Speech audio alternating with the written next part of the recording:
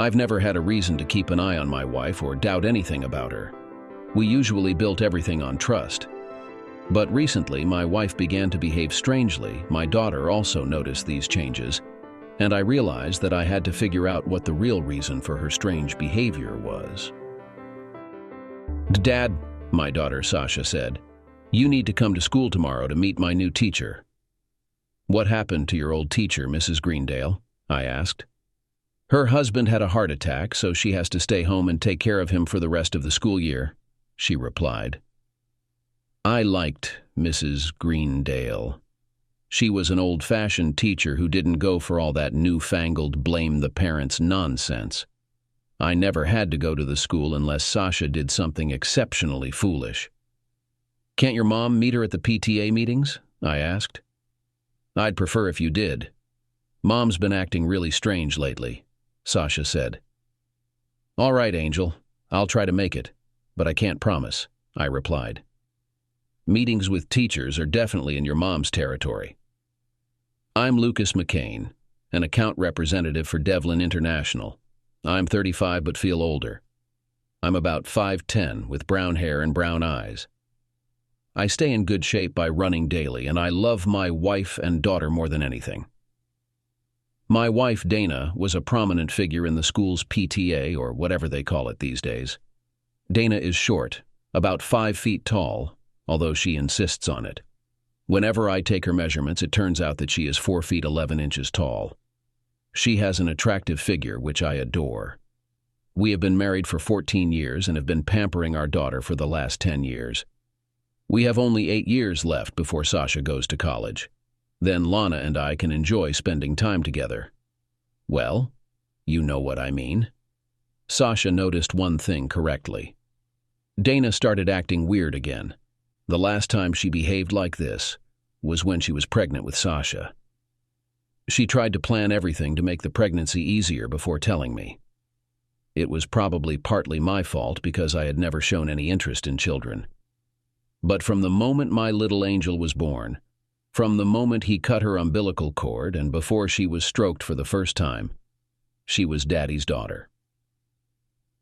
Dana came in a bit later and headed straight for the shower. She'd been doing that a lot lately, maybe once or twice a week. I didn't think much of it because women tend to take more baths and showers than men do. Looking back now, I realize I was naive, or at least oblivious. But let's be honest, most of us are. We get married because we love our partner so much that we want them to be a permanent part of our lives. Part of that love is rooted in trust in many forms. We trust them not to hurt us, to be faithful to us. We never expect the person we commit to spending the rest of our lives with to betray us. Let's face it, love makes us blind. If you're constantly paranoid and watching for signs of infidelity, your relationship is doomed. End it right now. If you can't let your guard down around her, you don't truly love her. I'm sure many of you think, if my partner were cheating, I'd know. But trust me, when it happens to you, you'll be just as clueless as I was, though maybe not as fortunate. Anyway, the next day I arrived at Sasha's school just in time to pick her up.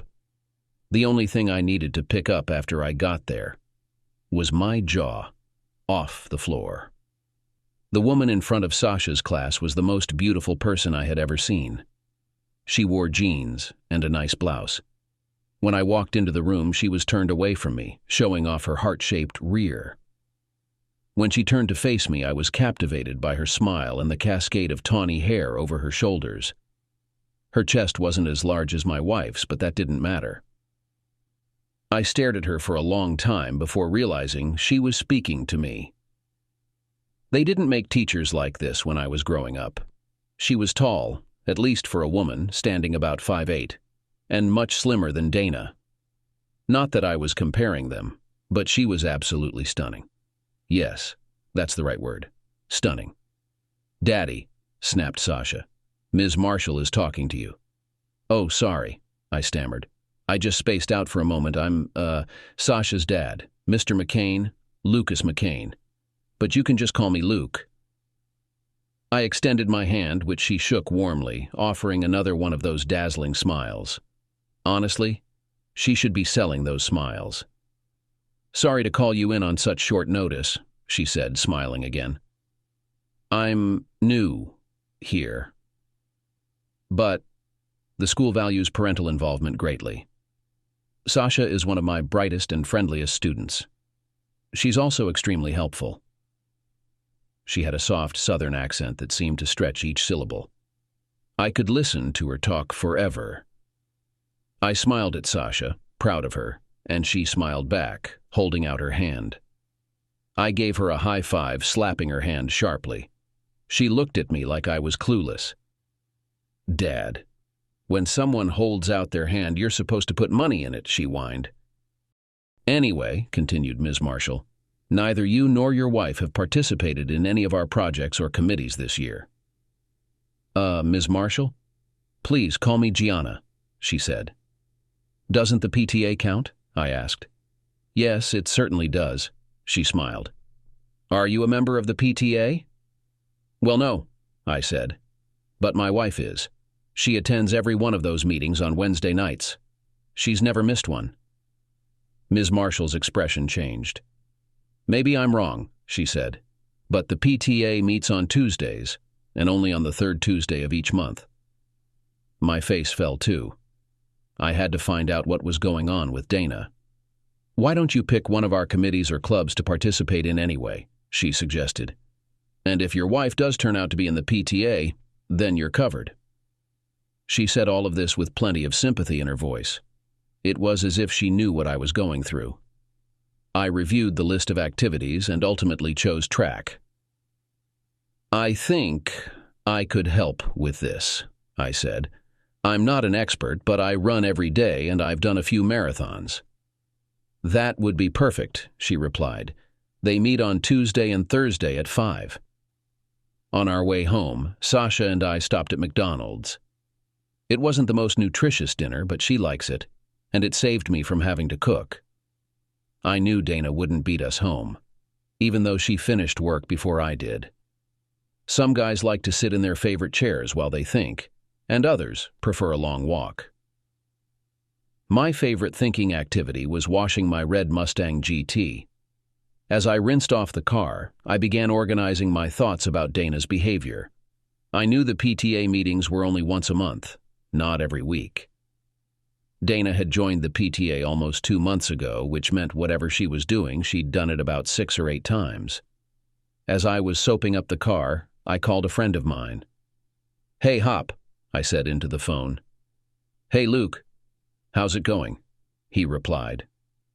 "Not great," I laughed. "Remember when you thought Tia was cheating on you? What was the name of the agency you used?" "Oh, God, don't remind me," he laughed. "All I did was make some lawyers and private investigators richer." "Well, I told you she wasn't cheating on you," I said. "She was taking classes at the community college because she thought you were embarrassed by her accent and limited English." "Yeah, I remember," he laughed. "Anyway, the agency was called Ponderosa Investigations. They're in the book, and they're good." "Thanks, Hop," I said, hanging up. I'd known Hop Singh since we were kids playing baseball together. I called information and got the number for Ponderosa Investigations. When I called them, they told me they'd have someone over in a few minutes since they were located very close to my house. I was polishing my chrome Hilo Tees rims when a car pulled up. I saw the man who got out put on a pair of sunglasses. "Your chrome is so bright I thought I'd go blind," he said. "My dad had a 1970 Boss 302 that he babied just like you do with this car." I nodded, feeling a shared love for classic Mustangs. "I'm Lucas McCain," I introduced myself, extending my hand. "My friends call me Luke," I added as I stood and looked at him. "Joseph Cartwright," he responded, shaking my hand firmly. I felt I could trust him. He didn't fit the stereotype of a tall, rugged private investigator. In fact, he was only about 5'4". "My friends call me Little Joe." It was clear where the nickname came from. "Why don't we go inside and talk?" I suggested. As we headed into the house, I explained my suspicions. He inspected the house and discussed the packages they offered. He ended up placing a recording device on the phone. I provided him with her cell phone number, and since I paid the bill, he said they might be able to monitor those calls as well. He also installed several tiny cameras around the house. I had the option to view the camera feeds myself or receive a weekly or daily DVD. I chose the cheaper weekly DVD option. "How expensive is this going to be?" I asked. "How much would you pay for peace of mind?" he replied. That was a clear sign it would be quite costly. "In the end, one way or another, you'll see it's worth it," he said with a smile. "Okay, explain that to me," I requested. "If she's not cheating, you'll be able to let go of all those nagging suspicions," he explained. "You can trust her again and focus on strengthening your marriage. All the stress this has caused will be gone, and you can relax." He exhaled, as if releasing the tension. I saw his point. "On the other hand, if she is cheating, you'll know for sure. You'll have all the evidence needed to confront her, or even to divorce her if it comes to that," he continued. "No one will make a fool out of you with a sleazy affair that lasted for years. You'll be able to move on with your life one way or another." "We'll be in touch," he said as he drove away. I returned to polishing my car. About half an hour after he left, Dana came home. She was cheerful and came over to watch me work. That was new. "Dana, I don't like having anyone watch me while I work," I said. "You're not doing anything wrong. It's just me. It gets on my nerves." "Okay, honey. I'll see you when you come in," she said. After finishing washing the car, Dana joined me while I was watching TV. Suddenly, she became excessively friendly. I excused myself to take a shower. Upon returning, she was still there. I opted to sit in a chair instead of on the sofa. "I'm heading to bed," she announced. "Are you coming?" "I'll join you shortly, just want to catch up on the news," I replied, feigning sleepiness on the sofa. When she came in later to wake me for bed, I pretended to be deeply asleep, rolling over. The next morning, I was up earlier than usual, preparing for work and grabbing a coffee. Dana and Sasha were just entering the kitchen as I left. I bid my daughter farewell with a kiss, while Dana rummaged through the fridge. By the time she realized I was leaving, the door had already closed. She phoned me while I was at work later that morning. "You left without saying goodbye to me this morning," she said. "What did I do?" "What do you mean, Dana?" I inquired. "We've been married for 14 years and together for 16. Unless we're mad at each other, you always kiss me goodbye every morning and say you love me. Sometimes you do it just to ease the tension when we're upset with each other. I know it might seem trivial to you, but it really helps me kickstart my day. When I leave the house each morning, it's comforting to know that someone loves me. It makes me feel special." "I apologize, Dana. I'll make an effort to remember that," I promised. "What happened to you last night?" she queried. "What do you mean now, Dana?" I asked once more. "Well, I was feeling aroused," she admitted. I chose not to react. Instead of blurting out the first thing that came to mind, I kept quiet. If I had said, "I'm sure whoever you're involved with will appreciate that," it would have tipped her off that I suspected something. Without solid evidence, I saw no point in stirring up potential trouble. I was internalizing the lesson from Hop Sing.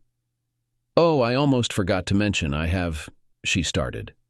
"I know you have your PTA meeting tonight, Dana," I responded icily. "We'll talk later. I'm busy at work." I ended the call. Screw Hop Sing's lesson, I thought. I won't just sit back and let this continue. Once I have proof, I need to act swiftly. I dialed Hop's number again. "Hey, Hop, do you remember the lawyer your aunt used for her divorce?" I inquired.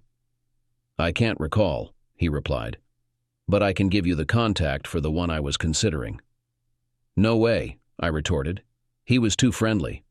I remember he kept harping on about sitting down and talking it out. Nonsense. He preached about being reasonable and sharing. All that talk about making joint decisions and being mature irks me. I want the lawyer who left your uncle high and dry. Easy there, Luke. I'll reach out to her now and get you the details. But are you sure something's going on? He queried.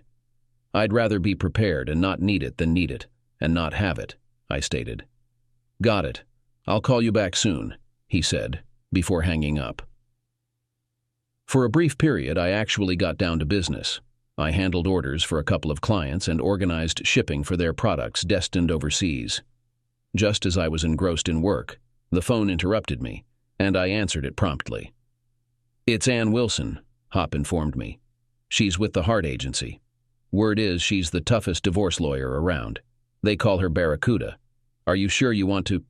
Thanks, Hop, I cut him off, hanging up. I dialed directory assistance for the Hart Agency's number, then asked to speak to Ann Wilson. After a transfer, the phone rang again. What do you want now? The voice on the other end snapped so loudly and angrily that I flinched. I almost hung up, taken aback by the sheer hostility emanating from that one question. I couldn't help but wonder what could drive someone like that to work in a public-facing role. I'm looking for Ann Wilson, I replied politely. Oh, sorry, that's me, came a surprisingly melodic voice. Apologies, I thought you were my ex-husband. Lately, he's been calling me early in the morning just to annoy me. I had discovered my attorney. I was confident for two reasons. Firstly, judging by the tone of her voice, I was convinced this woman exuded a formidable presence. I knew she would show no mercy, and that's precisely what I needed. Secondly, being divorced herself, I believed she could empathize with the fury and anguish that a messy breakup can inflict. I'd like you to represent me in my divorce, I stated. Sorry, but I don't think I can, she replied. Lately, due to my reputation, I've been inundated with calls from men seeking my representation to prevent their wives from hiring me. Frankly, if you've cheated on her, you probably deserve whatever consequences come your way. If men would just engage their brains instead of their desires for once, the world would be a better place. Could you step off your soapbox for a moment and let me explain? I interjected sharply. Firstly, I've never been unfaithful to my wife throughout our entire marriage. She's the one who's been unfaithful to me. And it's not just me she's betraying, but also our precious daughter. I've been essentially functioning as a single father for months now, and I've finally uncovered the reason. While I don't have concrete evidence yet, I've hired a private investigation firm to gather proof. I want to expedite this process so we can resolve everything over the summer and minimize the impact on my daughter. I'm truly sorry, she said, her demeanor shifting. Let's schedule a meeting for later today to discuss the details. And with that, we ended the call. Throughout the remainder of the workday, I struggled to focus on my tasks as my mind continuously drifted. Instead of being productive, I found myself preoccupied with analyzing what had gone awry. I spent moments pondering my shortcomings and questioning where I had faltered in her eyes. Eventually, I snapped out of my reverie and began contemplating how foolish she must have been to betray my trust. Shortly before 3 p.m., my phone broke the silence with its ringtone. Without hesitation, I answered. A gentle and alluring voice, tinged with a subtle southern accent, instantly evoked memories of the past. I hope I'm not bothering you by calling, she said softly. I just wanted to remind you about our upcoming meeting tomorrow afternoon. I found myself captivated by her voice once more.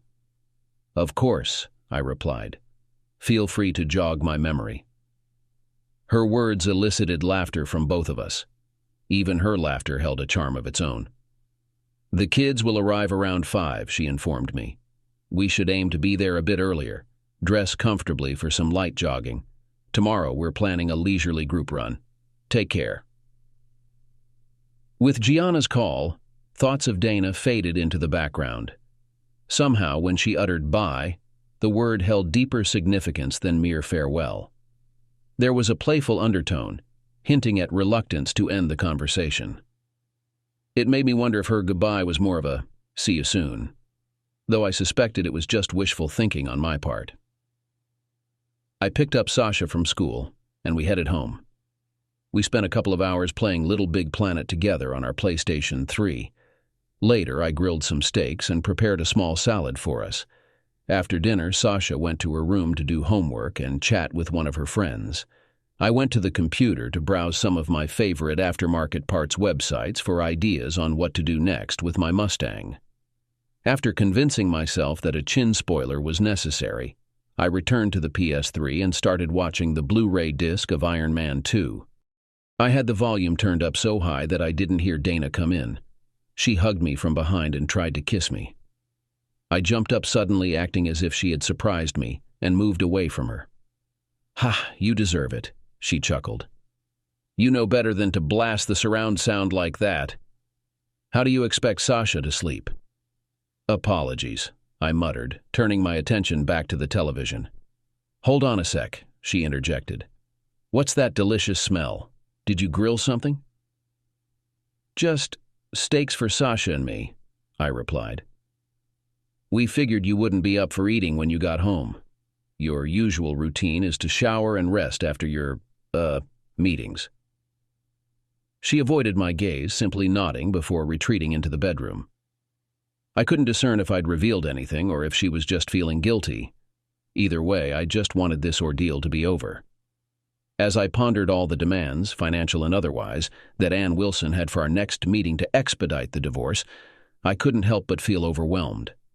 I required financial documents including income and tax statements from both of us, along with a detailed inventory of assets and their respective values. Additionally, I was tasked with outlining all responsibilities concerning Sasha and who was responsible for each. Given that our state operates under community property laws, it seemed inevitable that any property division would likely result in a 50-50 split. I favored the notion of a clean break, where each of us retained our own assets, hoping that my higher income would offset any potential alimony payments through child support. I envisioned retaining custody of my daughter, with Dana having generous visitation rights. In this scenario, neither of us would be financially obligated to the other. As the house we resided in belonged to my parents, it was unlikely that Dana would lay claim to it. However, we would need to divide the remaining assets, including furniture and other belongings. Once more, I just wished for it to be over so I could move forward. "Are you heading to bed?" she inquired shortly after.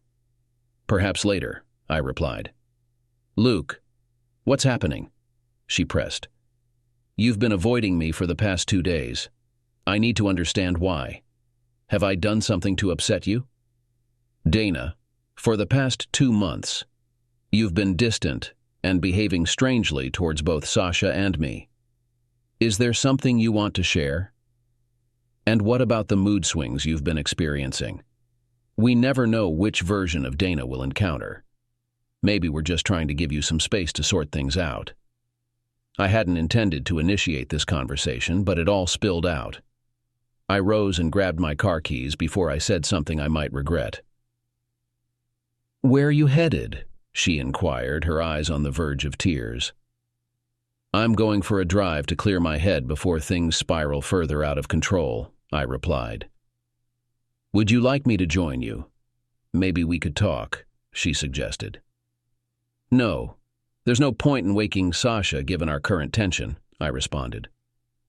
"Or were you considering leaving our daughter home alone while we're out? Perhaps you forgot about her since I'm usually the one taking care of her." Dana began to cry, reaching out to me, but I recoiled. "Luke, I love you and I love Sasha too. You know that." "You have a peculiar way of showing it," I muttered as I shut the door. Driving my Mustang at night held its own enchantment. The faces of passers-by lit up as I cruised by. They heard the engine's roar before catching sight of the car, often lingering in their gaze long after I had passed. As I drove, I thought about what Dina might be thinking. She had a devoted husband and an adoring daughter. Why would she risk all this for an affair? 2 days ago, our closeness was satisfying, even after 14 years. I couldn't understand her actions. Was she unhappy with our lives? Maybe I was just being typically masculine in my thoughts. Perhaps her infidelity was caused by problems beyond physical intimacy. It is generally believed that cheating is solely related to intimacy, but perhaps there were other areas in which I lacked something or which I neglected. It must have been more than just physical intimacy or me, because she also treated Sasha differently. After driving aimlessly for about an hour, I eventually returned home. Upon arrival, I noticed that all the lights were off, indicating that Dana was likely asleep. I quickly showered and slipped into bed, aiming to keep my distance from her until I confirmed whether she was truly being unfaithful. During my drive, I had been pondering her erratic behavior, brainstorming at least 5 or 6 possible explanations. Perhaps she had a hidden gambling addiction, similar to a friend of my mother's who frequented a casino clandestinely.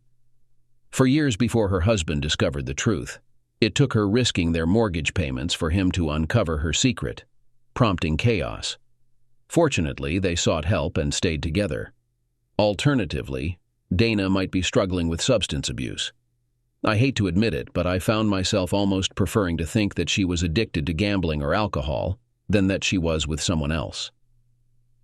Almost immediately after I put my head down on the pillow, she moved closer to me. "I'm sorry," she muttered. "It's been very stressful at work lately. I probably didn't realize it until you mentioned it. Is there anything I can do to make amends?" "Treat Sasha better," I replied sharply. "Well, I was thinking about something more intimate right now," she said, running her hands over my body. When her fingers slid lower, I intercepted her hand and redirected the edit. "What's the matter?" she asked, with a note of surprise in her voice. "In all the 14 years that we've been together, I've never been in a bad mood." "I need to sleep," I said. "I have an important day tomorrow, so I'm going to need all my energy." With that, I turned away and distanced myself even more from her. "But," she began. "Good night, Dana," I interrupted her. The following day, inexplicably, I felt fantastic. I sifted through the documents in our home office and made copies of all the tax papers Ann Wilson had requested. In a matter of hours, Barracuda would possess all the necessary information to proceed with my divorce. All that remained was the evidence. I fervently hoped Little Joe had something for me. Over the years, I'd heard various perspectives from both married and divorced couples that I had always presumed might hold some truth. One such notion was the age-old belief that you couldn't simply switch off love like a light, unless your love for the person was never genuine. I now firmly believe this to be untrue. I think it hinges on the circumstances and the individuals involved. Up until 3 days prior, I had loved Dana with every fiber of my being. She is the mother of my child, and I genuinely envisioned growing old with her.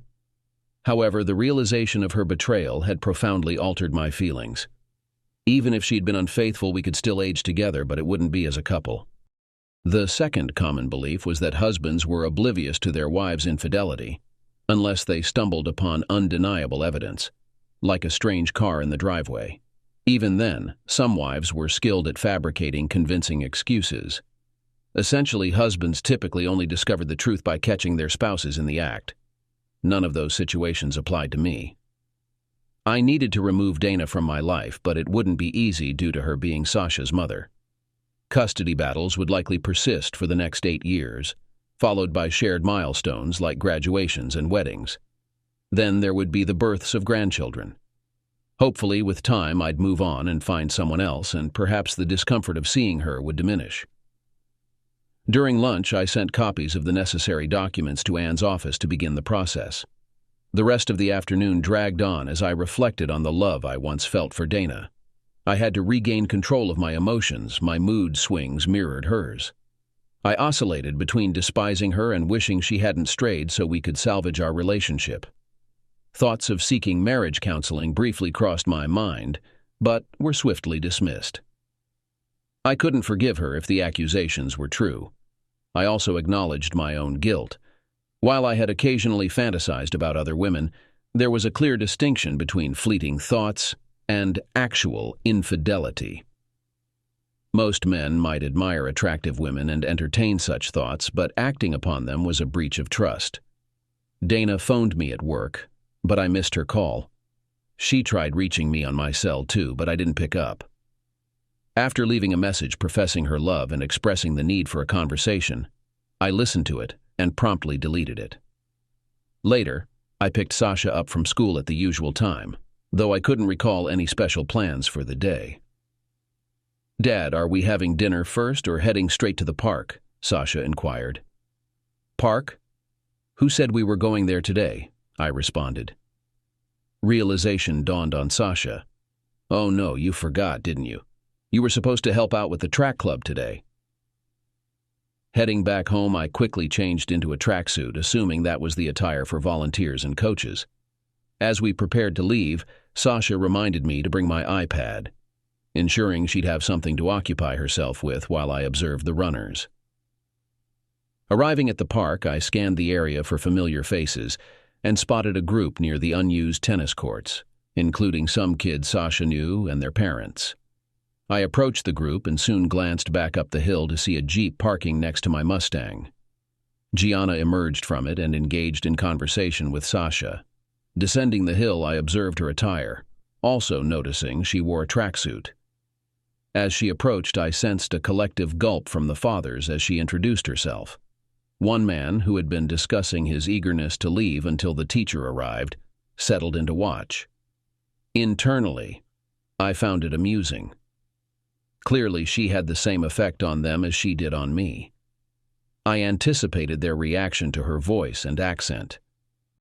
Giana gathered the kids and introduced me as her assistant or co-coach.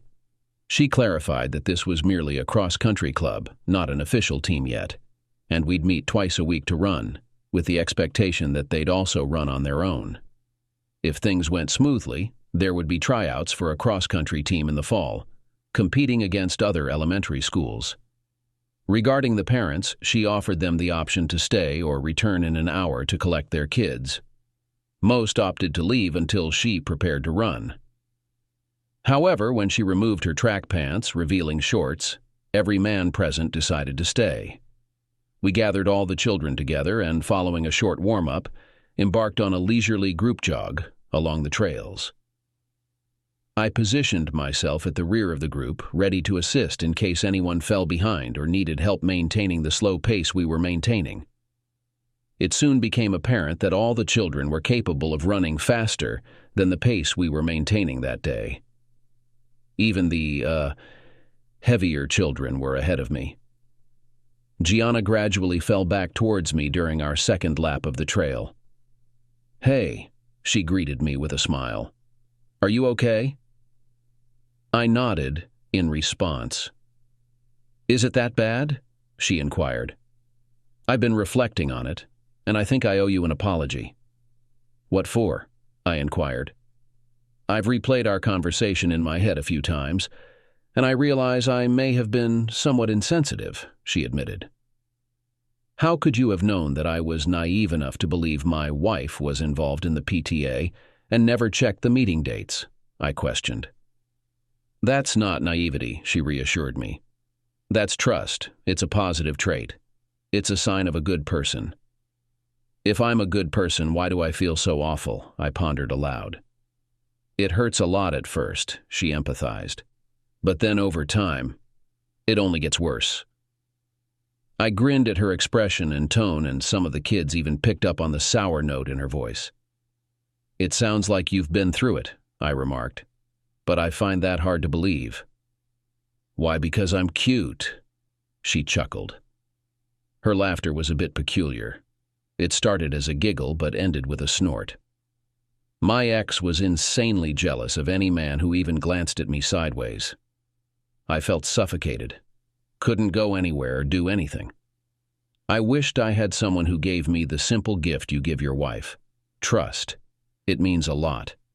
If you don't trust someone, can you truly believe you love them? On the flip side, even though he didn't trust me an inch, he was the one who cheated. I gasped. He was an explorer. After conquering me, he sought new conquests to stave off boredom. He fought the divorce tooth and nail. But eventually it ended, and I moved on. That was 3 years ago, and I'm just now getting comfortable around men again. I'll do my best not to act like a typical man then, I replied. Damn men, I can't stand them. I don't hate men, she smiled. I just went through a period of bitterness and self-pity. Where I'm from, if you can't keep your man happy, you're not much of a woman. You're a real woman, I muttered. During our run together, it was hard for me not to look at her. Her legs were incredibly long and sensual. You noticed that, didn't you? She smiled. Her smile said a lot. She was definitely interested in me on some level and knew what effect she had on men, not hesitating to flaunt it and flirt a little. After completing the second lap, we returned the children to the clearing where we had initially started the run. There, we guided them through a series of stretching exercises, praised their efforts, and then dismissed them to their parents. Some of the parents approached us with inquiries. Most of the men were curious about how I became her assistant and if there were any job vacancies available. As we made our way back to the parking lot after seeing off the last child, Sasha eagerly emerged from the car. Dad, can we go to Pizza Hut? She asked. I suppose so, I replied with a smile. Great, she exclaimed. It's Ms. Marshall's favorite spot. Well, Ms. Marshall, considering it's your preferred choice, I hinted. Mr. McCain, I'd be delighted to join you. Why don't we make it in 45 minutes? That way we can both freshen up. After all, one must be comfortable to enjoy pizza. She chuckled. All right, see you then, Sasha chimed in. Come on, Dad. You need a shower. 45 minutes later, Sasha and I arrived at the town's lone Pizza Hut in our Mustang. We entered and secured a table. While perusing the menus, Giana made her entrance, drawing the attention of every man in the vicinity. She flashed me a smile, which I felt even from across the room. Simultaneously, I sensed the scrutiny of the other men present. It led me to ponder what it would be like to be in a relationship with someone like her, how one would navigate the constant attention from other men. I acted chivalrously by pulling out her chair at the table. We had a delightful time indulging in plenty of pizza. While Sasha immersed herself in video games, Giana and I seized the opportunity to converse. The evening felt almost enchanting. During our conversation, Giana inquired about my marital situation, and I provided an update. She expressed pessimism, predicting that things would worsen before improving. Wait until you're haggling over a coffee table in your lawyer's office, she remarked. You reach a point where you're reluctant to concede anything more to your partner. Apologies if this isn't the ideal first date for you, she said with a smile. This is a date? I questioned, uncertain if I was prepared for dating. What if Dana wasn't cheating, but instead involved in gambling? Wouldn't that make me the betrayer? I knew I should address the issue with her, but I hesitated. I simply allowed the night to unfold. Sasha grew weary from gaming and socializing at Pizza Hut, prompting me to carry her home and tuck her into bed. We ended up staying out much longer than intended, largely due to how effortlessly I connected with Giana. She was like a well-oiled machine, ready to divulge any information on any topic once you set her in motion. I climbed into bed, trying not to disturb Dana, but she stirred and hugged me as soon as I got comfortable. Where did you two go? She asked. Pizza Hut, I replied. I noticed that your iPad was missing on the table. Sasha was having fun with friends and eating pizza while you were scouring the internet for car parts, right? You're a great father, darling, and you're an amazing husband. I apologize for my recent behavior, she admitted now. I love you, Luke. Can we make up now? She got into bed, obviously intending to offer me the leftovers of someone's dinner, but I couldn't bring myself to make love to her until I found out if she was cheating on me. Tonight is not perfect, I evaded the question, making her even more surprised than last night. I think I'm catching a cold and I don't want to risk passing it on to you. I would like to look into Dana's mind as she looked at me. Did she believe that I didn't notice anything, or was I just playing dumb? The next morning, I left quickly, waking Sasha up and warning her not to tell her mother about the events of the previous night. She barely talks to me anyway, Dad. And why should this morning be any different? Sasha noticed. A few hours later, I was sitting at my desk, lost in my usual thoughts, when a messenger delivered a package. After signing for the receipt, I opened it and found 2 floppy disks and a stack of papers in the envelope. After inserting one disk into my computer, I scrolled through it, opening 4 files.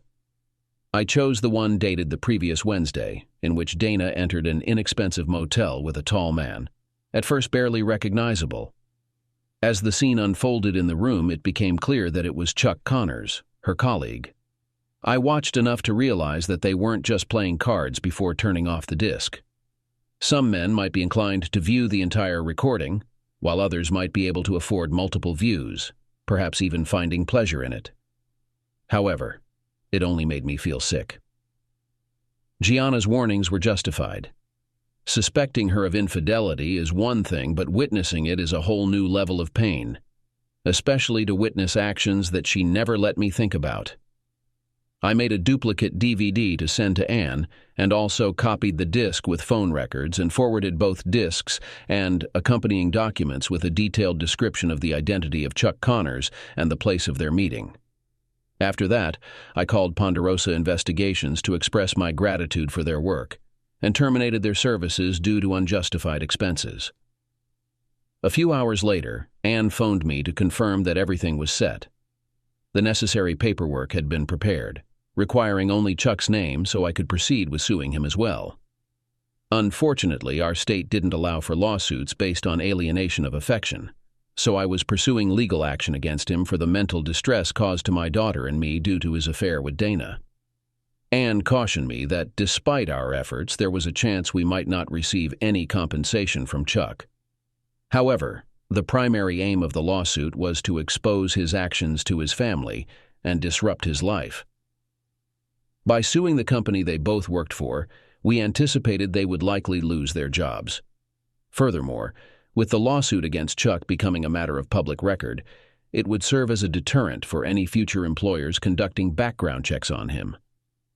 Anne's expertise was evident, justifying every penny of her fee.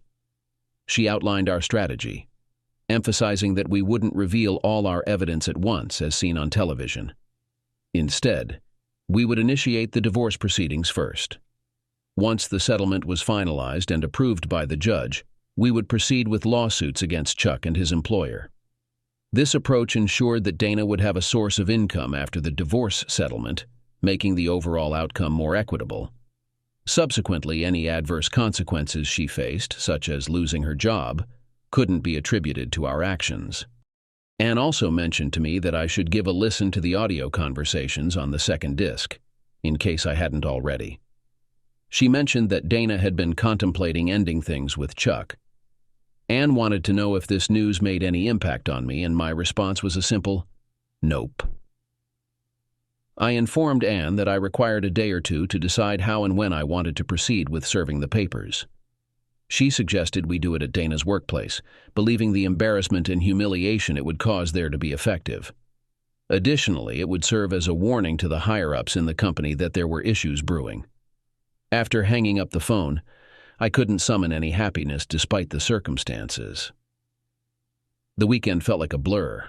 On Saturday, I took Sasha and a couple of her friends to the zoo. Sunday was spent washing and polishing my car once again. By Monday, I couldn't bear the thought of another day at work, so I called in sick and took my Mustang to a collision shop to have the chin spoiler installed. Though the instructions claimed it was straightforward and anyone could do it, I didn't want to risk making a mistake given my current state of mind and potentially damaging my car. While waiting for the technicians to complete the installation, I called Anne and informed her that Dana could be served at work on Wednesday. After I ended the call, it immediately rang once more, displaying Dana's number on the caller ID. "Why aren't you at work?" she inquired. "I'm still feeling unwell, so I opted to have some work done on my car," I replied. "Why didn't you at least inform me so I wouldn't embarrass myself calling your office?" she questioned. "We're married, after all."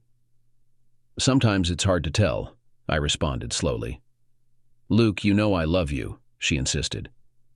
And I understand I caused this, but I'm not sure how to fix it without making it worse. Can't we agree to never let work stresses affect our family again? All right, Dana, no more work stress at home, I agreed.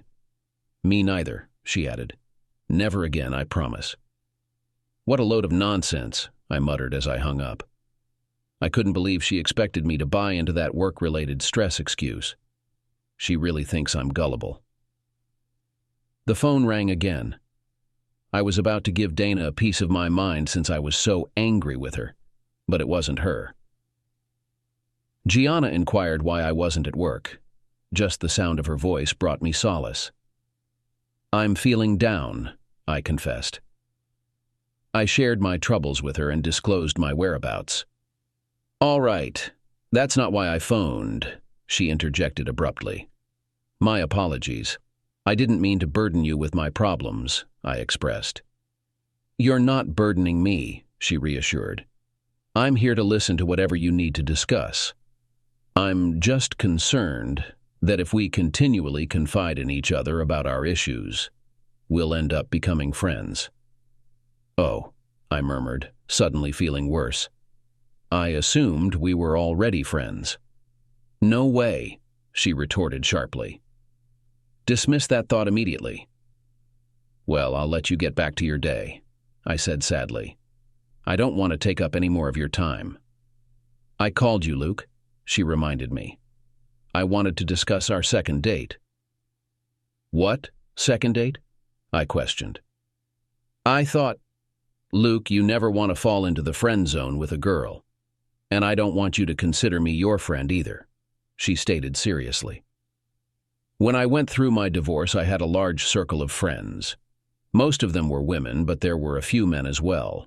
Many of my friends reached out to comfort me during that time, even the guys. The issue is, once someone is relegated to the friend zone, it's challenging to alter that status. I never once considered becoming intimate with any of those male friends. I don't want you to see me as just a friend. Okay, I'm puzzled, I admitted. What? Don't worry about it, she reassured with a smile. I'll take care of it. You're still recovering from the shock. I'm just making sure that when you're truly ready to move forward in a few weeks, I'll be the first one you think of. What do you mean, first one? I inquired. You work for a fairly large company, right? She probed. I nodded. That means when news of your divorce spreads, there will be plenty of women vying for your attention. And they'll all be behind me, she smirked. Giana, if you're already in line, there won't be a line, I pointed out. I'm not foolish enough to let you slip away. Well, finally a bit of flattery. Now that I know you're interested, let's discuss that second date, she suggested. I'm conflicted, you see. Conflicted about what? I inquired, still feeling quite bewildered. No wonder women think we're clueless, I thought to myself. Well, scheduling a romantic dress-up date for the second outing might be a tad premature. However, it's perfect for another fun getting-to-know-you activity. The big question is, should we invite Sasha along? She pondered.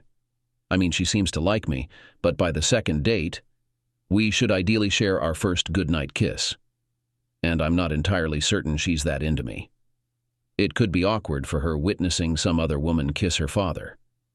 Are you implying you want to kiss me? I stammered. The sudden tightness in my trousers made me grateful for the solitude of my office. Absolutely, she chuckled. We have to adhere to protocol after all. I almost couldn't resist kissing you at Pizza Hut.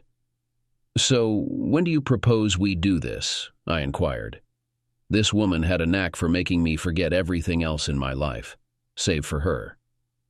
The sooner, the better, she replied. What about tomorrow after practice? I'll prepare a picnic, and the four of us can enjoy it right there in the park once everyone clears out. We could even toast some marshmallows. Which four are you referring to? I questioned. You, me, Sasha, and her best friend Beth, she smirked.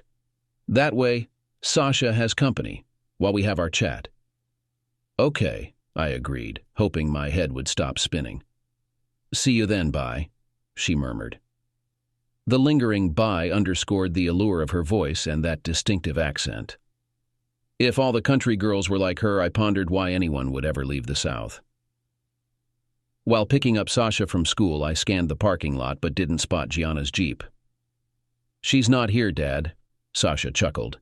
"She had some errands to run. You know why?" Sasha grinned, indicating things were fine with her. Upon arriving home, Dana was in the kitchen preparing dinner. Sasha and I exchanged surprised glances, as if she were a visitor from another planet. "Why are you two looking at me like that?" she asked. "We didn't know you could cook," remarked Sasha. "Why are you home?" I inquired. "I decided to skip overtime tonight," Dana replied with a smile. "I just wanted to spend time with my family." "When are they arriving?" queried Sasha. "I'm pretty swamped with homework tonight." "I'm planning to take some photos of the car with the new chin spoiler and maybe test it out on the quieter roads near the airport," I said. Sasha entered the kitchen and grabbed a few slices of the pizza we had brought home earlier. While she warmed them in the microwave, Dana shot her a disapproving look. "See you later, Dad," Sasha said as she retreated to her room, leaving me alone with Dana. "I've been pondering something," she said, smiling at me. "What are your thoughts on the idea of having another baby?"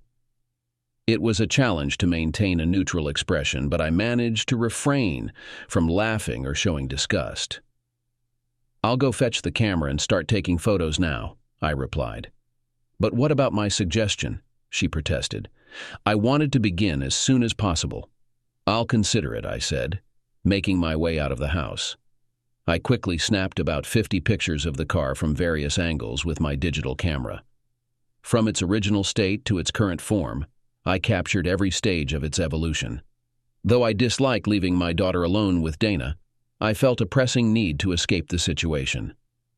While driving down the road, I found myself torn between amusement and sorrow. Dana's recent affectionate behavior could only mean one of two things. Either she was genuinely attempting to salvage our marriage, or she was scheming to manipulate me further. If she truly aimed to mend our relationship, shouldn't I afford her the opportunity to do so? Then there was her sudden eagerness to conceive again. Was this another ploy to salvage our marriage? Did she suspect I knew about her affair, hoping a pregnancy might deter me from leaving her? Or worse yet, was she already carrying his child, hoping to pass it off as mine? Such suspicions only reinforced my resolve not to engage in intimacy with her. And then there's the guilt. Was I so determined to end our relationship because she had betrayed me and violated our vows? Or was it because I had someone else waiting in the wings? Considering we were still married, wasn't my behavior just as wrong as hers? It appears I began dating before filing for divorce. While I didn't initiate anything, I was still involved. Ultimately, it seems to come down to timing. Dana had been cheating on me for over a month. In my view, once she slept with Chuck Connors, our marriage was over. So it seemed only fair to me to seek happiness elsewhere. Regarding any potential children, if Dana were pregnant, we'd conduct a DNA test. If the child was mine, I'd provide child support and be involved in their life. However, Dana and I were finished. There was no reconciliation after her actions. For a long time I drove aimlessly, enjoying the solitude in my car. But eventually I had to return home. No wonder Dana wasn't asleep when I arrived. "Ready, Daddy?" she asked. "No," I answered honestly. "Dana, our problems are more serious than you think. You've been mistreating Sasha and me for almost 2 months, and now all of a sudden you're acting like everything's fine, and that doesn't suit me. Adding another child to an already difficult situation will not improve anything." Her face showed genuine resentment. "But Luke, I love you," she protested. "I love you too, Dana," I assured her, sincerely thinking about it. "But it won't be a quick fix." She looked deeply hurt by my words. "Don't worry, Dana," I reassured her. "You're not pregnant yet. It's been a few weeks since we've been close. so don't worry about it. That's probably why I felt so needy, she admitted. I miss you. She hugged me. Dana, that's not going to happen. Please just leave me alone, I snapped, retreating into the bedroom, leaving her in tears. The next morning, the tension left me. Dana was still sitting in the living room, looking unhappy. I took a shower, got dressed, and went to work, leaving her alone. After finishing work, I changed my clothes in the office, picked up Sasha, and went to practice. The usual crowd of children and parents gathered there. I couldn't help but notice that several women were looking at me, even married ones. It seemed that there was something in the air that encouraged married women to seek new experiences. "Hi," Giana said, pulling me aside. "I'm just reminding you that I'm the first in line." She put her arm around my waist in a friendly but at the same time authoritative gesture. There was nothing inappropriate about it. It was just enough to make it clear to other women that she was defending her rights. We followed the same route as last time during our group run, but we accelerated the pace a little. It was so difficult that some children had difficulty keeping up with us. Those who succeeded without much effort will most likely join our athletics team, while the rest will remain at the club until they are ready for further development. After practice, most of the children were exhausted and eagerly anticipated their parents' arrival in the waiting cars. Naturally, many fathers lingered, stealing glances at Giana for as long as possible. Eventually, only the two of us and Beth remained. Beth's mother wasn't picking her up. She was staying the night with Sasha. We walked to our cars and drove to the picnic area. Sasha and Beth sat on a bench, entertained themselves with games and videos on my iPad, while Giana and I arranged the food. Then something special happened. We spread out a blanket and settled onto it. For a while, we simply gazed at each other. There was a certain expression in her eyes that I hadn't seen in Dana's. It's hard to articulate. Perhaps a mix of longing, desperation, with a touch of hope, all directed at me. "Too soon," she murmured. Then she gestured towards the girls. "But let's revisit that later." We discussed our lives and aspirations, delving into our dreams and why certain principles were fundamental. Among those principles were loyalty, honesty, and trust. I inquired why any sane man would ever betray her trust. She explained that most of her past partners only valued her for her appearance. Once they grew accustomed to her looks, she became just another woman to them, and there was always someone more attractive. Thus, what she truly sought was someone who cherished her for her inner self, not just her physical beauty. While she deeply enjoyed her career, her ultimate desire was straightforward. She longed to be a wife and mother. We also discussed my aspirations, which surprisingly aligned with hers. The girls joined us several times, grabbing snacks and joining us on the blanket. "Is Ms. Marshall your girlfriend now, Dad?" Sasha inquired. "I believe she might be," Beth replied. "Though they could simply be friends, as they haven't kissed. My mom has 3 boyfriends, and they all kiss her constantly." "Well, it seems it's time for us to head home," I announced. "I'll catch you at Thursday's practice," Giana said, rising. "Nope," I interjected. "You need to follow me home. It's time to progress with this." "Progress with what?" she asked. "The divorce, and the next chapter of my life," I replied with a smile. We loaded the children into Giana's Jeep and headed towards my place. En route, I phoned Chuck.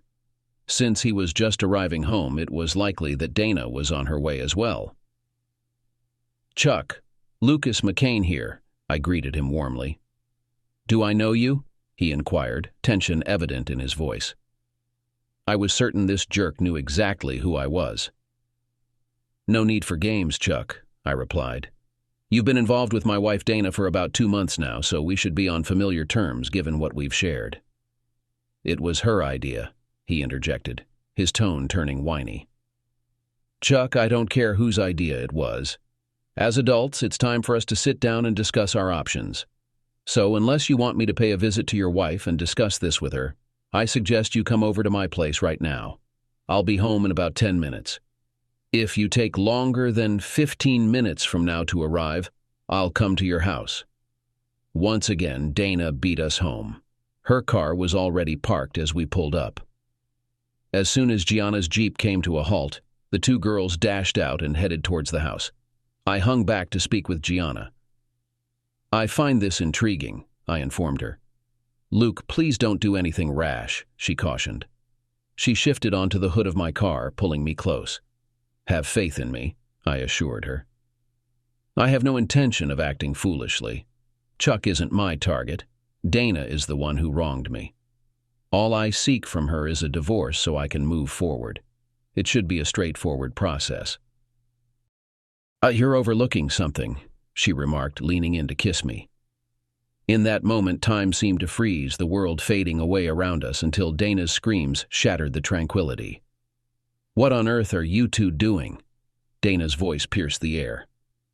I'm just moving forward, I replied with a smile. Moving forward with what? Dana hissed. I gestured for her to calm down. Oh, look, Chuck's arrived, I remarked as Chuck pulled into the driveway. He stumbled out of his car, transfixed by Giana's presence. After one final embrace, Giana departed in her car. She's absolutely stunning, Chuck remarked. Dana sat in silence, growing paler by the moment.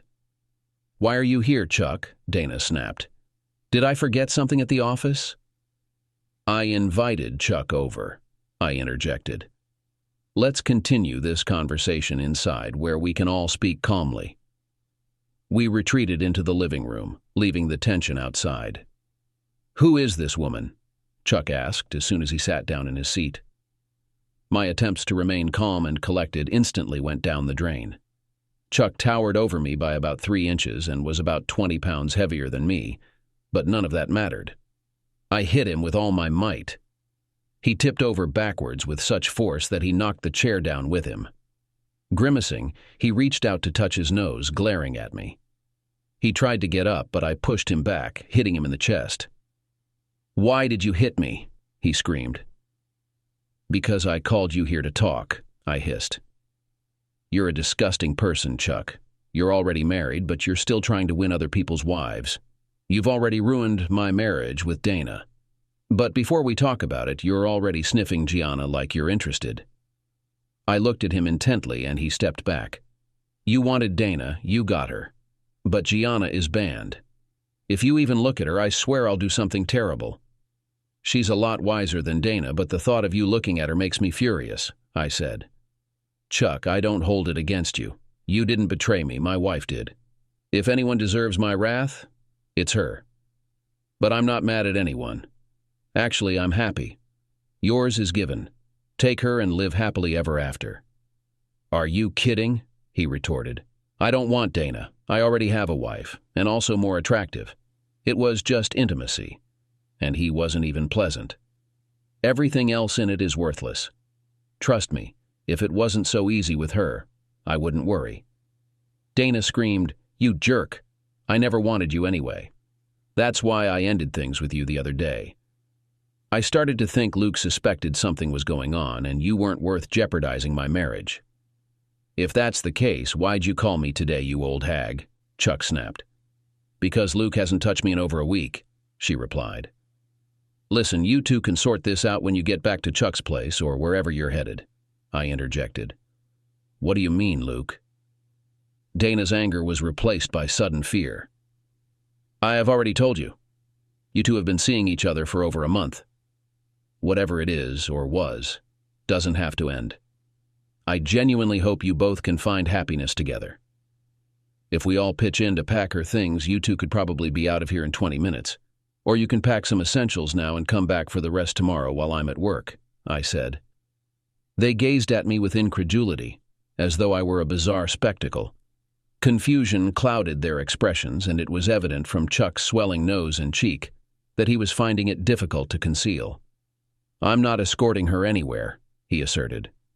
Oh, yes, you are, Chuck, I countered.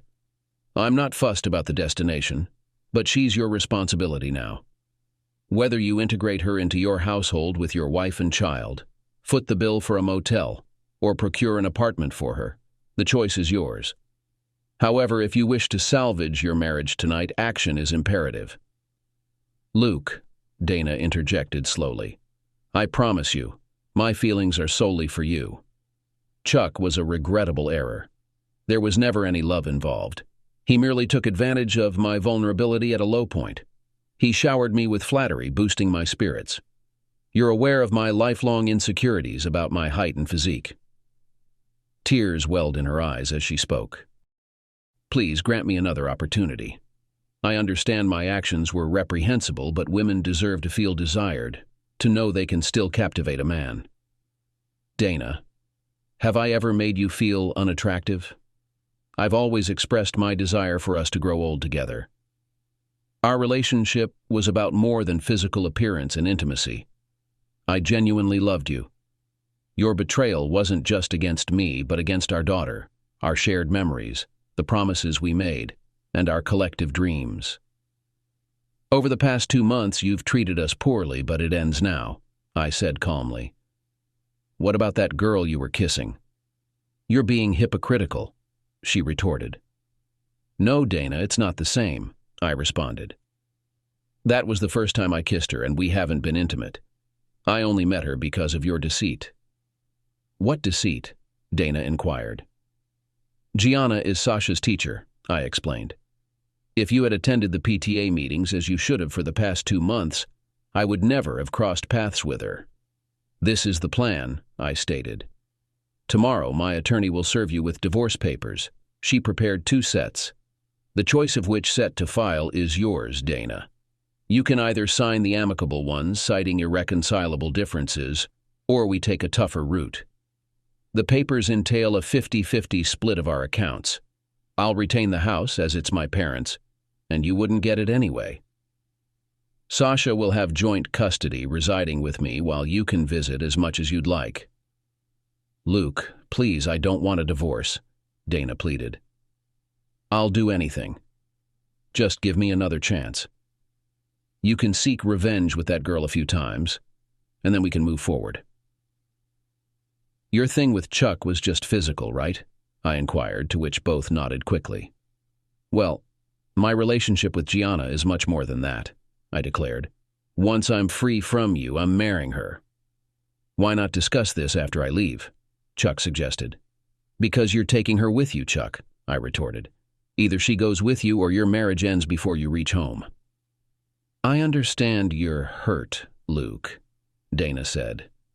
I'll go stay with my mom for a while until you cool down, then we can talk. Dana, you're an adult. Do what you want as long as it involves leaving here, I replied, heading to the kitchen for a drink. The following weeks proved eventful. I devoted my time to pampering my daughter and deepening my bond with Giana. Together, we engaged in various activities but refrained from intimacy, reserving it for our wedding night. Despite Dana's persistent calls both at work and home, I chose not to answer or return any of them.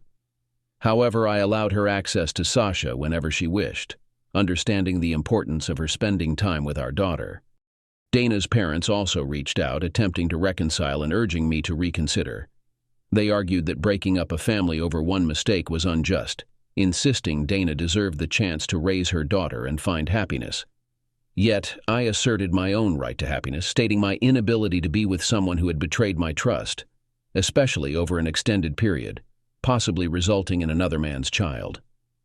Dana's visit to Giana at school, pleading for another chance, was unexpected. Remarkably, they conversed, and Giana shared her own experience of betrayal in marriage, which seemed to resonate with Dana, providing her insight into my feelings. I believe the most painful moment for Dana was when she visited the house to speak with me and found Giana and me together on the porch swing. Giana was busy grading papers while I slept with my head in her lap. Sasha, engrossed in a phone call, sat nearby, chatting animatedly about a TV show. In that moment, we resembled a loving, content family, and Dana realized the depth of what she had lost. Her tears began to flow as she took in the scene. Though I was asleep and unaware, Giana woke me with a kiss and gestured toward Dana leaving. Go talk to her, Giana urged. I approached Dana before she could leave. Dana, was there something you needed to discuss with me? I inquired, struggling to feign interest. And why haven't you returned the papers yet? I came to talk about our relationship, she admitted tearfully. You're handling this all wrong, you know. What do you mean? I asked, perplexed by her accusation. I've been talking to some of my friends who have gone through a divorce, she said. Presumably you were supposed to be mad at me and we were supposed to quarrel with each other. Then we had to argue about everything, including custody of Sasha. You were supposed to move into a squalid apartment, feeling miserable and lonely. And from time to time, when I had such a desire, I had to offer you a couple of times to engage in intimacy, out of pity. After that, we had to gradually get back together, with the clear understanding that I love you, but you are not enough for me. So from time to time, I would take a lover, and you wouldn't find out about it or pretend you didn't know because you wouldn't want us to feel the pain of almost losing each other again.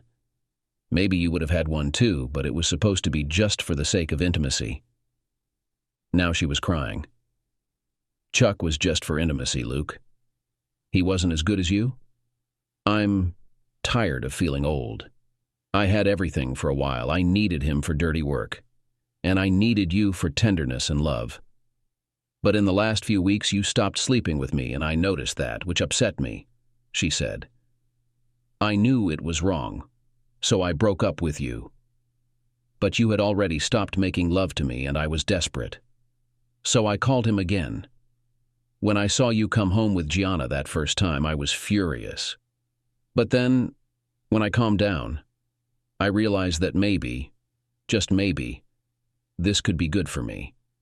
I thought that if you were close to her, then when it's over, we'll be even, and I'll be able to get you back, she said. Last week I visited her at school and had a conversation with her. She shared a lot with me, not just about you guys, but also about myself. It made me realize the seriousness of the situation. Her feelings for you are genuine, perhaps as strong as mine. She's committed to you and won't give you up easily. So, I understood that my best chance is to appeal to you. We've been together for 16 years, married for 14, and have a child together. Despite recent challenges, our history should mean something. I'm not giving up without a fight. Today I came to talk to you about it, hoping we could find a solution. I wanted to ask you to reconsider the divorce. In return, I offered you 2 months with her, after which we could rebuild our marriage and family. But now I see that's unlikely. You love her, and you're happy. Even our daughter seems closer to her. You two resemble the family we never quite became. Tears streamed down her cheeks as she spoke. I screwed up pretty badly. Everything did not go as planned at all. Chuck never cared about me. He just used me as some kind of disposable toy. I found out that he's sleeping with one of the secretaries right now. He says I'm only good for my looks, and that's it. There are 2 types of people at work: pleasant, professional, but aloof, and mean-spirited, who think they can cheat me because I'm easy. I'm stuck in my parents' apartment, sleeping on their couch. Our old friends are a laughingstock because of me. Do you remember Sheila? Her husband, Bert, suggested that she have an affair, as I did, so that he could switch places with her, as you did. Half of the wives in the city are afraid to even think about cheating, fearing that their husbands might follow your example. Every time I turn to Sasha, she doubts my intentions. When I say I just want to hang out, she wonders why. I lost my husband, my closest person, my lover, my child, my home, my marriage, my future, and the person I wanted to grow old with, all because of a stupid affair. Chuck came out of it without a scratch. You and Sasha seem to be fine. And there is something new in the city that you can gossip about and laugh about. I'm the only one left in pain, she sobbed. Is there any possibility for us to mend this? She inquired. I regret, Dana, I responded. You raised valid points, but you also overlooked many. It's not about what others said should have happened.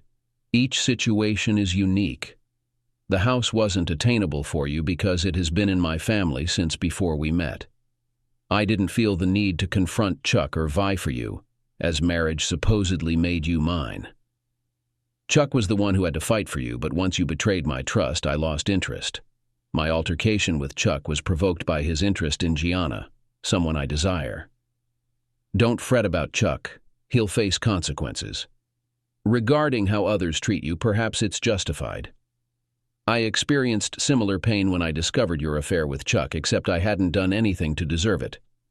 As for what you've lost, you didn't lose them as much as you discarded them, and someone else who values them more has picked them up.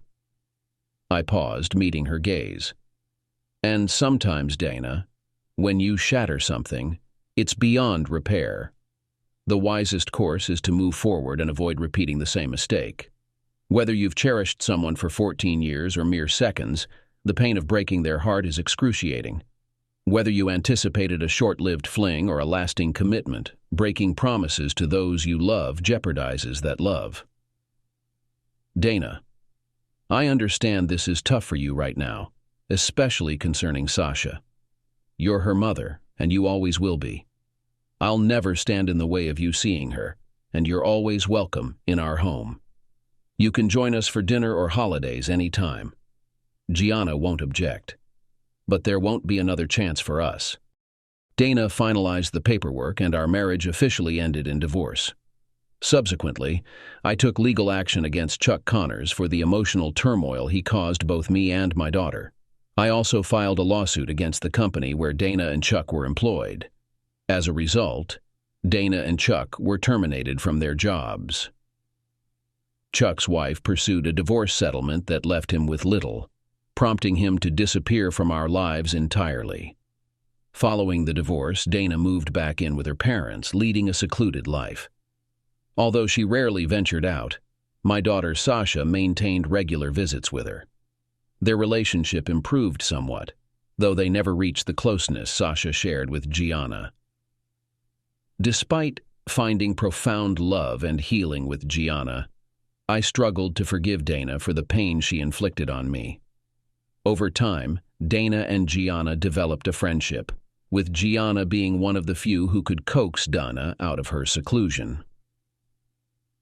It took 2 decades and a series of tragic events for me to reconnect with Dana. Sasha had matured, married, and started her own family. I cherished 20 beautiful, love-filled years with Giana. Although we never had children, it didn't matter because Giana adored Sasha as if she were her own. One morning, I was shocked to wake up and find Giana cold and motionless beside me. It later emerged that she had suffered a cerebral hemorrhage while she slept. She passed away with a serene smile on her face, nestled in my arms. The doctors assured me that she likely died instantly and didn't experience any pain. I retreated into myself and avoided contact with others for a long while. Sasha stayed with me for about 6 weeks, but ultimately couldn't persuade me to return home with her and her family. At 55, I was still relatively young and healthy, but I couldn't find the motivation to do anything without Giana's presence. Life felt meaningless. For the first 2 days after my daughter went back home to her family, I drank excessively and barely ate. I promised to call her every day, to take care of myself, and to visit her if I felt too despondent. Yet I failed to fulfill any of these promises. 3 days after my daughter left, everything changed. I woke up to the irresistible aroma of frying bacon. After not eating anything for several days, the smell was tantalizing. I wanted bacon more than ever before, and I stumbled into the kitchen. "What are you doing here?" I grumbled. "Our daughter made me promise to look after you before she left. She wasn't the first of your women to ask me to do this. Giana always insisted that if anything happened to her, I should come back into your life. So, I'm here." "What if I don't want you back in my life?" I asked. "Just leave the bacon and go." "No," she replied simply. "What do you mean, no?" I pushed. "Luke, I understand that you're still mad at me," she confessed. "I made a terrible mistake. I cheated on you with a man who used me for his own pleasure, not love. I sacrificed the love of my life. I lost you, our daughter for a while, and the bright future I dreamed of." She began to cry softly. Do you know that I was depressed for a while? Therapy didn't help. I was bitter and angry. Then I found a new friend. She helped me understand that despite my colossal mistake, life must go on. I had to pull myself together and move forward. After a while, she advised me to start dating again. These dates, rare and long-spaced, usually ended in disaster. At first, I noticed that the guys were not interested in a serious relationship with me. They were attracted only by my physical characteristics. I had faced a similar situation before, and it made me unhappy, so I wasn't ready to put up with it again. Later, I dated some really nice guys, one of whom even proposed to me. But Luke, I couldn't do that.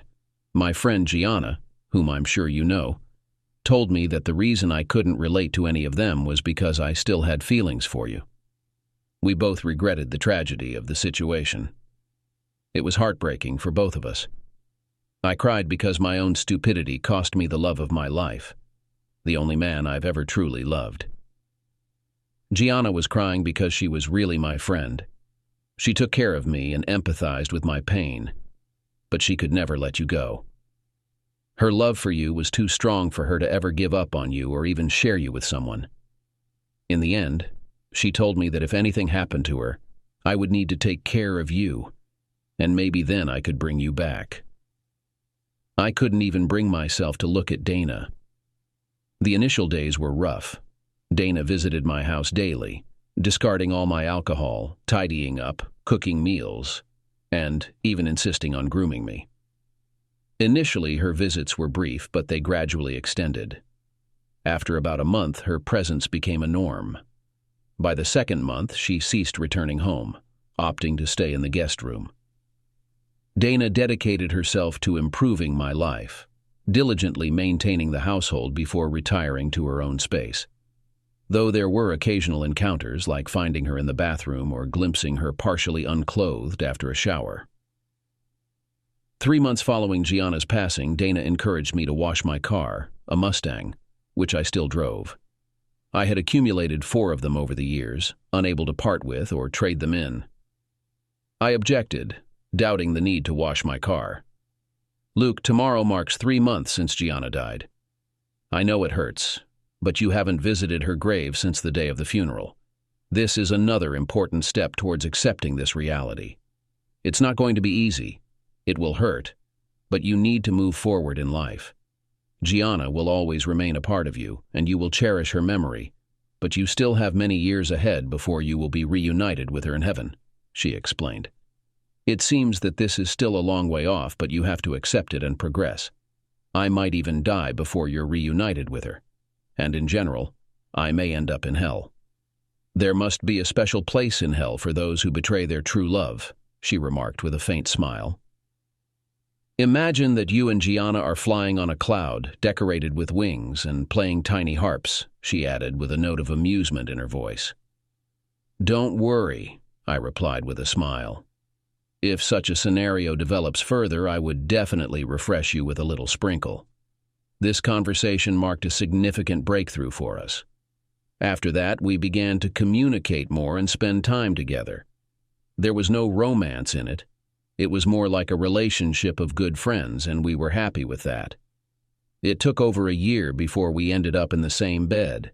It happened on her birthday, which I had completely forgotten about. When the postcard from our daughter came reminding me of this, I felt terrible. I was about to run out at the last minute to get a mediocre gift, but she said I could give her something better. What are you hoping for? I inquired. I want 1 hour tonight, fully dressed, lying in your bed with your arms around me, she nervously replied. That's not much of a gift, I remarked. It would mean more to me than anything else in the world, she insisted. I'm not asking for intimacy. I just want your embrace. So that evening we retired to bed early. Dana returned to the room that had once been ours. She wore a long, thick flannel gown. Sliding under the covers beside me, she wore the widest smile. I enveloped her in my arms, and she let out a sigh. Nothing more transpired that night. We simply slept together the entire night, both drifting off to sleep. The next morning I woke up with one hand on her body. Our getting out of bed was awkward, but over the next few days, Dana was constantly smiling. A week later, when Dana sprained her ankle, I found myself taking care of her. It seemed to me that it was the least I could do, considering everything she had done for me, not to mention our shared reluctance to have her return to the family home she inherited. After several nights when she often called from her room, I eventually moved her to mine to facilitate access. Her ankle remained sensitive for several weeks, and I couldn't shake the feeling that she had intentionally extended her stay in my room. She seemed to take some pleasure in her discomfort. After 2 weeks in the same bed, Dana never returned to her room. None of us discussed it. Then, about a week later, it happened in the dead of night. I woke up as usual when Dana snuggled up to me. "Oh, Luke," she begged. "I really need it." And that's exactly what I did. The next morning, although we both realized that something had flared up between us again, we avoided discussing it for fear of spoiling the moment. She kissed me tenderly, confessing that she had never stopped loving me. In response, I once again expressed my love to her.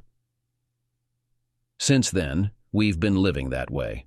We're not married, simply cohabiting. Although we share love and intimacy, we've chosen not to formalize our relationship legally. I suppose we've witnessed the potential complications and simply prefer to cherish each other without constraints. However, something amusing occurred yesterday. Following another passionate night, Dana went to prepare breakfast. We aimed to hit the road early as we're driving the Mustang to Detroit for the Woodward Dream Cruise. As I stepped out of the shower, I heard Dana's sudden outcry. "No way!" she exclaimed. "Not again." Then came the sound of paper being torn apart, followed by silence. Curious, I entered the kitchen to find Dana calmly cooking. The mail had arrived, and there were several envelopes on the table. Near the trash can, I spotted torn paper shreds and peeked inside to investigate. "Just junk mail," she reassured with a smile. "Breakfast will be ready in about 20 minutes. Then we'll head out." I nodded, embraced her, and then discreetly collected the torn pieces. Down in the basement, I pieced the letter back together like a puzzle. When I finally realized its contents, I burst into laughter. It was an invitation for Dana to join the PTA.